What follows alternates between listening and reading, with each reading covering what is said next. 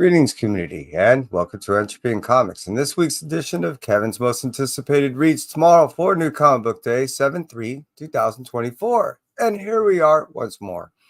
This week's list is not as extensive as it was last week, but still rather large. Prior to I do get into this list, I do want to make mention of those that decided to cruise on in here and dance with me.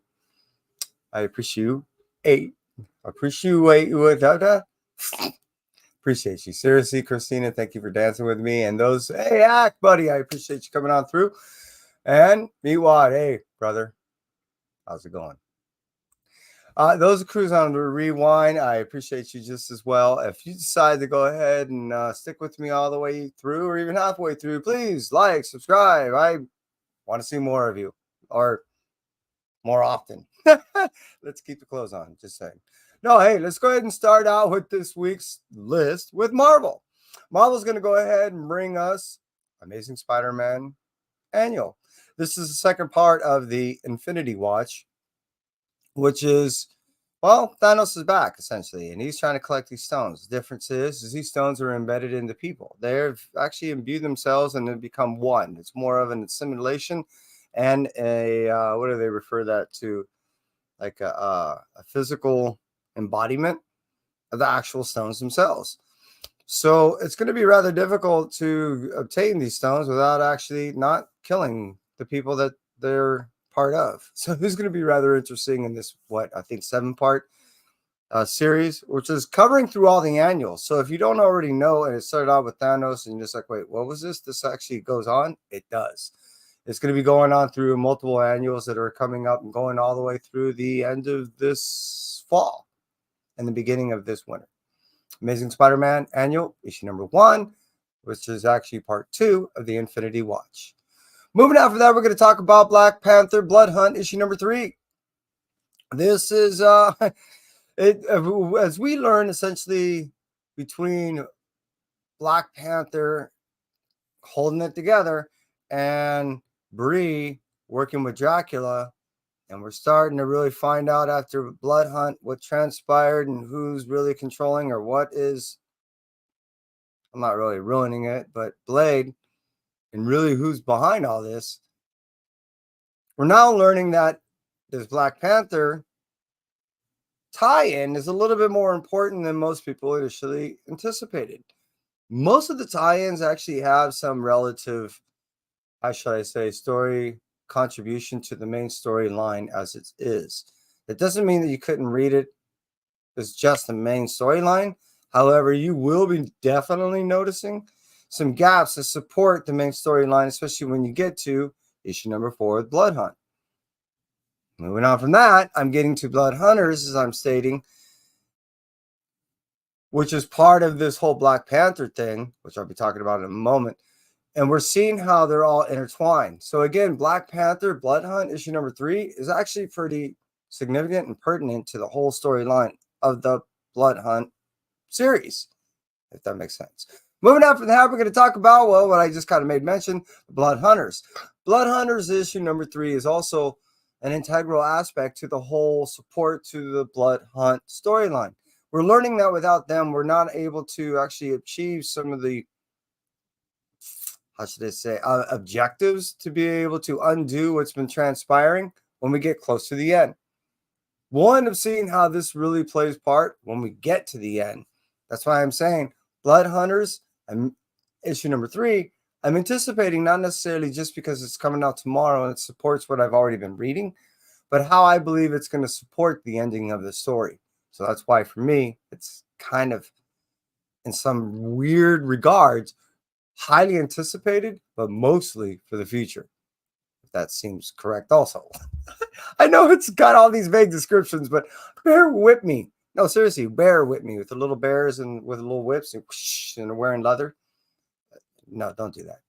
The gag balls are really weird. All right, moving out. Blood Hunters, issue number 3. We're going to talk about Doctor Strange, issue number 17. Now, this is one of 2 books that I actually kind of doubled up on. 2 reasons. One, they're offering a deal that I just, it was an extra $1 off. So I could screw it. Why not? I'm actually getting 2 books for the price of one normal retail.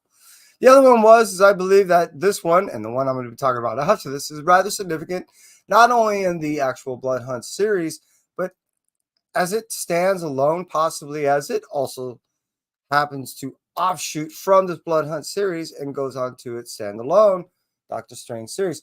I believe that there might be some form of key. We'll see. I'm just spitting in the dark on this one, along with the one I'm going to talk about in a little bit. But it does seem like Doctor Strange has been spending an awful lot of time as a Spectre.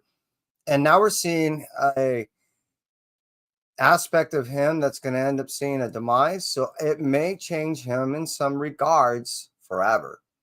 And I can't wait to see how that turns out. So, and again, it's all part of the whole Blood Hunt tie-in. That's what I'm saying. I love this stuff. Moving after Doctor Strange, issue number 17, that's coming out on 7/3/2024. We're going to talk about Miles Morales, Spider-Man, issue number 22. This is the other one I also doubled up on. I also believe that something's going to happen with Miles. We do know that he already changed. There's no way he's going to stay this way. It just seems that there's something supposed to happen in this. I was talking to a friend of mine, and I don't know, he was getting me all hyped up, and I'm like, damn it. It was another one of those deals that I was able to get a 2-for-1, so I said, screw it. So that's why I end up getting 2 on the Miles Morales Spider-Man issue number 22 and doubled up on the Doctor Strange issue number 17. They're both coming out tomorrow, 7/3/2024. However, Miles, I just believe that it's going to be something quite different. I think whatever's going to happen is going to happen right there and then. So I'm looking forward to getting that little bloody thing in my hands. It's been really fun. It's been really cool. And this whole Blood Hunt adventure has been awesome. And it has lived up to my expectation, which was rather low. And it succeeded quite exponentially. So I'm pretty happy about that. Moving on from that, I'm going to talk about something that I wasn't really chomping on the bit that much. Why? The reason why I'm not a huge Moon Knight reader. I am interested in the character, and I do think it's cool. It's just that I can't read everything. I try, but I can't. I'm just saying. So Moon Knight was just one of those things that's always fallen the way of the cracks through and for me out the years, in the sense of now that Mark is back and we see what ends up happening in the Red Band issue number 4 with all these Moon Knights coming out, and then Khonshu ends up bringing him back. We're seeing in the Fist of Khonshu issue number 0, depending on if your shop ordered it or not. And if you didn't already see, I threw out a spec video on the short. Highly recommend checking that out last night. And what that really talks about was this one of those things that really wasn't initially solicited. And the reason why is it didn't want to ruin what was transpiring in the Red Band issue number 4 by soliciting Mark coming back, because you knew it had to happen somewhere and they didn't want it to ruin that it was happening there. So that's why some shops actually didn't have an opportunity to order it, or if they weren't paying attention, their window for ordering this book in particular was rather small. Now, in addition to this book, a one per store was also given out with the order if the shops did order this one small window opportunity to get so. So what I'm talking about again is Moon Knight, Fist of Khonshu. That comes out issue number 0 tomorrow on 7/3/2024. It was a late release as far as the ability to order this. Not all shops may have it. As far as the print count and everything is concerned, not quite certain. But hey, I am kind of curious to get my grubby little fingers on it, especially after what happened to Red Band 4. He actually plays a pretty decent and significant role of what I believe is going to happen after. So let's just see. All right, let's move out from Marvel and let's talk about Vault. Vault is the home of one of my favorite ongoing series, well, semi-ongoing. And what I mean by that is they keep launching all these little mini-series. The one I'm talking about in particular is Barbaric, Born in Blood. Barbaric is one of my favorite characters because here is a reluctant barbarian out to do good because he has to. He is cursed to do so with an axe that is as bloodthirsty as you could imagine. And it has a soul of a bloodthirsty being inside of it. Essentially, it's a demon. And it is forced to only go after also, which is part of the conscience of our main hero, the barbarian, to do what's right. So they're constantly just axing up people and it's just awesome. So it has barbarians, it has witches, it has witchcraft, it has just, all the mythical monsters that you can imagine. You end up in hell, you end up in purgatory, you end up in places you don't want to be, and that's just the way I like it to read. So that's what I'm just saying. Barbaric, Born in Blood, issue number 2 is coming out tomorrow, and the cool thing about this is It's almost a standalone. So if you know nothing of the series, you can pick up issue number 1, jump into issue number 2 coming out tomorrow, and you'll have a loose understanding of really what's going on and really won't feel that left out. It's a fun ride. Moving out from Vault, let's talk over at the Dark Horse side because they're giving us Kanto, A Place Like Home, issue number 2. Kanto is a series in which that essentially is the origin of 1-2 Comic Talk, my sister channel, and then thus Entropy in Comics. It's a story in which it's almost formatted in a Wizard of Oz type way, and it gives us full adventure in the same regards. So you end up on this surreal, immersed fantasy world that just completely tells a tale of just heart and soul and love and commitment and honor. And it's just amazing. It's one of those things that I really get sucked in to because it's a matter of like a Usagi Yojimbo where there's so much thought and philosophy and understanding of both human nature and what drives people and the psychology of just beings in general, that it's a beautiful tale beyond the surface of what you get. So that's why Kanto, A Place Like Home, issue number 2, is really more than just a read for me. It's something that it always brings me back to one of the loves that I have that I still cherish when I read a book beyond just sometimes feeling the obligation to do so. It's just one of those enjoyments that I'm going to hate it when it ends. And I know this is it, I believe, because it just allows me to really melt into the story. I mean, I know I use the word immerse, but it's beyond that. It really is. And it's not that I'm necessarily just there or anything. It's just a matter of I can allow the words, I can allow the art, and I can allow everything to just kind of cover me and just coat me into a world of Kanto. And I really greatly appreciate that. Kanto issue number 2 almost made my blue light special. I know it did make my blue light special for issue number 1, but there's a few things here that just beat it out, and they were really difficult to make this blue light special. So Kanto, I'm sorry. David Boer, Zucker, I'm sorry, but you didn't make it this time. Moving on from the Dark Horse, let's cruise over to Image, and they're going to give us, I believe, Inferno's issue number 5. This has been a really cool story. I'm really into the whole mythos of the Satanism and satanic stuff when it gets to the stereotypical Christian telling, the whole John version of hell, because it's just so filled with so many colorful characters.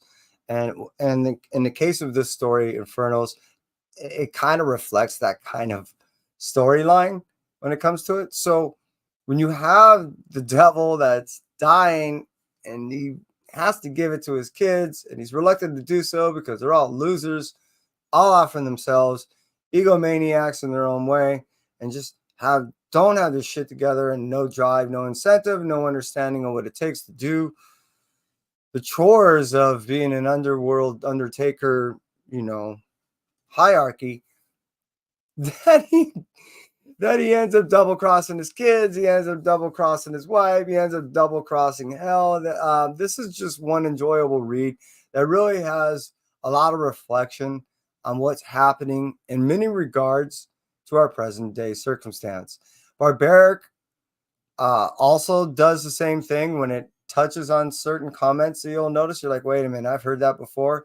So it's fun to read books like this, which I'm talking about Infernos now, issue number 5, which I believe comes out tomorrow, because it's touching on real life things, and it's definitely doing it in a satirical way. So it makes it most enjoyable for me, and it allows real life circumstance to be taken a little bit more lightheartedly, I guess. So that's why I've been enjoying this Infernos a whole hell of a lot.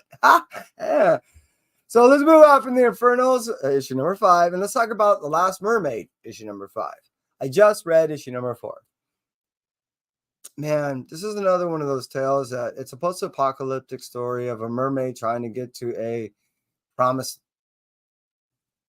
water world. That's a good description. and finally find someone that's going to assist her in her journey. Up until this point, it just seemed like a lost hope and a lost cause. Without the help of her newfound friend, which we're still learning the identity of this person, even though he introduced himself to her, she's yet to do so, and they left that as a cliffhanger on issue number 4. We're still learning who she is and how she came to be. Along with this tale is just the art, the chemical smell of the book. What few dialogue and how much pictures are really telling the story. It really is beautifully told. It's just one of those stories that words are only given to you, dialogue is only given to you out of necessity when you can't link certain things. And it's just in a world that really there's no one around, and you're only talking possibly to one person, and the other person that's been hanging around is not a person, and they can't talk back. It does make sense that there's not a whole lot of dialogue. This freaking story is awesome. I can't express to you enough. If you're not picking up a book because you're just so sick of most stories or whatever, I highly recommend The Last Mermaid.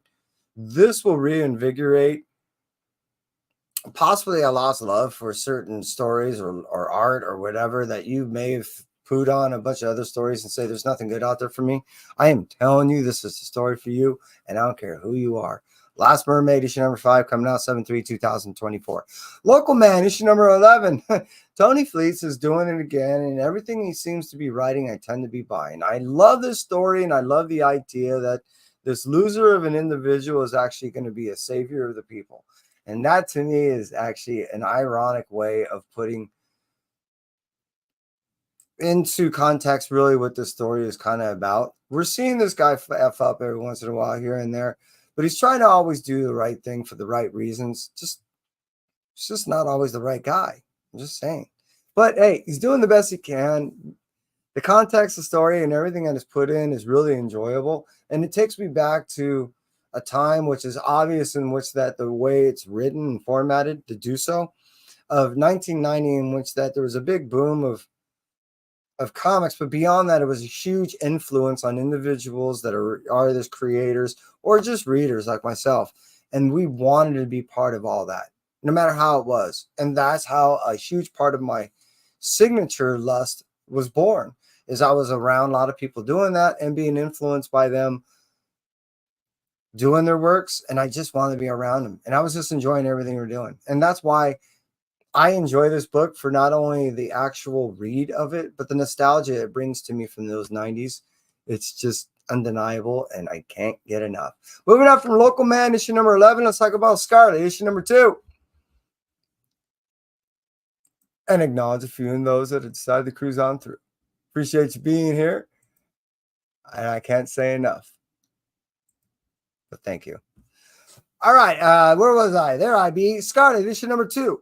I had no idea about issue number 1, and Scarlet was a character, because I'm not really familiar with G.I. Joe of the past, that I didn't know how much significant part she was going to take, an integral aspect to the whole Energon universe. After I ended up reading how she ended up breaking out a huge character and would end up going on to end up being part of a series that we're seeing now, we end up learning that this character is actually playing a rather significant part in this universe, and I wanted to learn more. So Scarlet, issue number 1, was something I had to go to the store and go, I missed out. When did this come out? And they go, 2 weeks ago.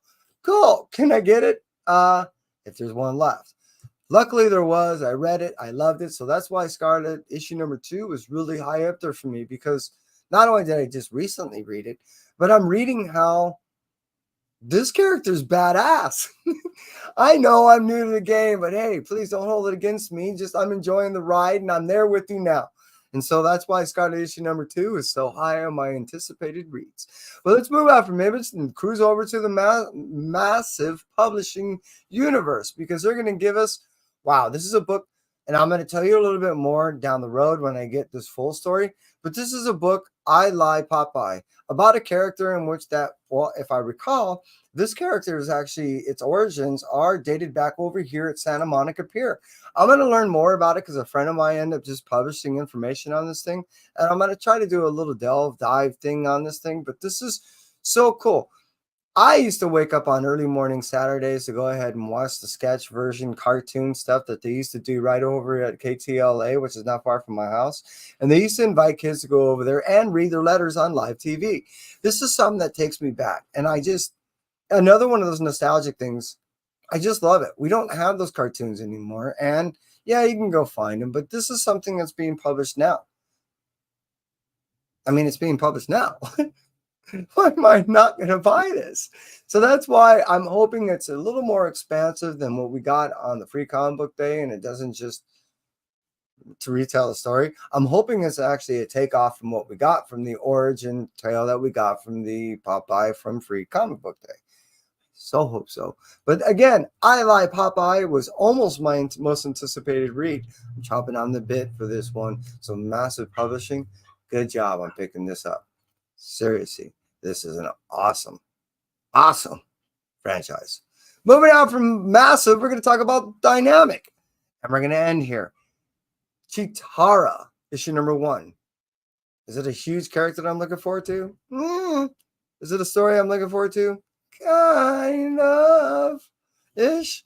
Really, what it boils down to is Sosa Micah is going to end up doing some covers on this. I asked for a cover A. I did ask for the, what is that? I think it's like a 1 in 15. That gives me a Virgin variant. I want to get these things signed and possibly slabbed. I don't know. We'll see. I am looking forward to this character, and I hope it actually turns out to be more than just a cover by. I would really like to see this character be something more than just a hot chick and a cool team. You know what I mean? She can kind of hold her own, don't get me wrong, and I'm hoping no one hates on me, but you have to admit most people are going to be buying this for the cover buy. I'm just saying. And I hope it's more than that. I'm just saying. That being stated, I'm still looking for a hot cover to get signed. I know. I'm a guy. I'm just saying. All right, hey, but you know what time it is, and that's absolutely correct.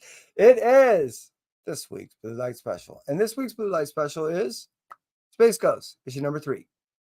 I just read Space Ghost issue number 2, and holy shnikes! David Pepose is one of my most favorite writers of all time, and most recent, obviously. But aside from that, it doesn't remove what I like as his writing because of the formatting in which that he writes in.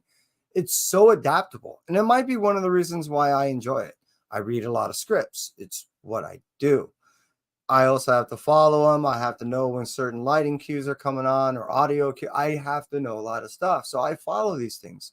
And when I see something that's so easily adaptable from being a comic book to be adapted to be a cartoon or a soap or made into an action adventure, and it doesn't matter the context in which that I'm talking about, or the content, I should say, I guess really what it boils down to is when it's something that I am familiar with and the content in which that I'm familiar with and the content in which that I also find enjoyable as a hobby and it all melds together, then I guess that's the obvious why this is my Blue Light Special. This story, Space Ghost, as we learn in issue number 1, which was just an introduction, issue number 2, which we get the origin and a deep understanding of what drives our hero. And we also end up getting the characters that we've all known and loved way back when. Seriously, we get all of the original costumes. We get the origins behind the costumes. We have the understandings of where these people come from. We understand the drive in which that they're doing what they're doing for the universe. It all makes sense, and we got this in 2 flipping issues. Seriously, this was awesome. If you're looking for long setups and stuff like that, this ain't it. If you're looking for enjoyable reads and a lot of action, this is definitely it. I mean, Space Ghost, I was never really that familiar other than the fact that I knew it was around in my childhood. I was a little more into kaiju type stuff, but I knew of Space Ghost. Now that I'm reading it from a writer in which that I thoroughly enjoy, Space Ghost is one of the badass motherfuckers that they ever lived. Okay, I can go on forever, but I'm not going to. I'm just saying. I know everyone's got things to do, people to read. See how I did that? But no, what it really boils down to is this. There's a lot of good books out there. There's a lot of good reads. I want to end it on one last note. I am glad to see that DC decided to go ahead and jump on board with everyone else. And it's happy and joyful to know that here we are in unison, there to pick up on our books at our local comic book shop on a Wednesday all together. DC, Marvel, and Indie. And that's it for me, Entropy. Everyone, you stay well, and thank you.